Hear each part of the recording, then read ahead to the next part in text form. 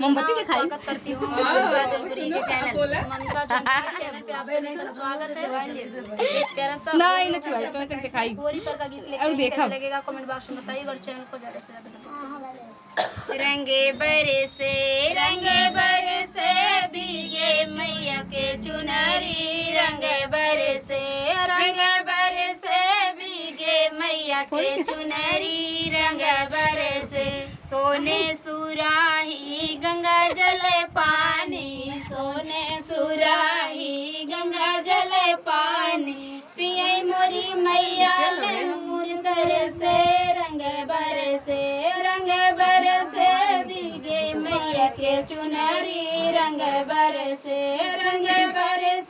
भीगे मैया के चुनरी रंग बरसे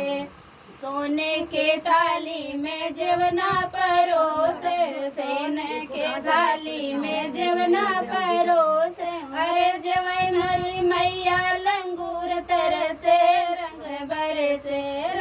बरसे भीगे मैया के चुनरी रंग बरसे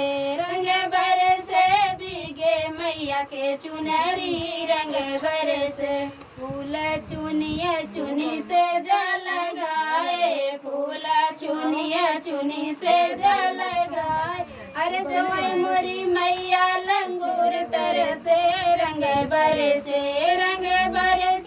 भीगे मैया के चुनरी रंग बरसे भीगे मैया के चुनरी रंग बरसे लौंगा इलायची के बीरा लगाए लौंगा इलायची के बीरा लगाए अरे पूछे मोरी मैया लंगूर तरसे रंग बरसे भीगे मैया के चुनरी रंग बरसे भीगे मैया के चुनरी रंग बरसे निमिया के पेड़ पे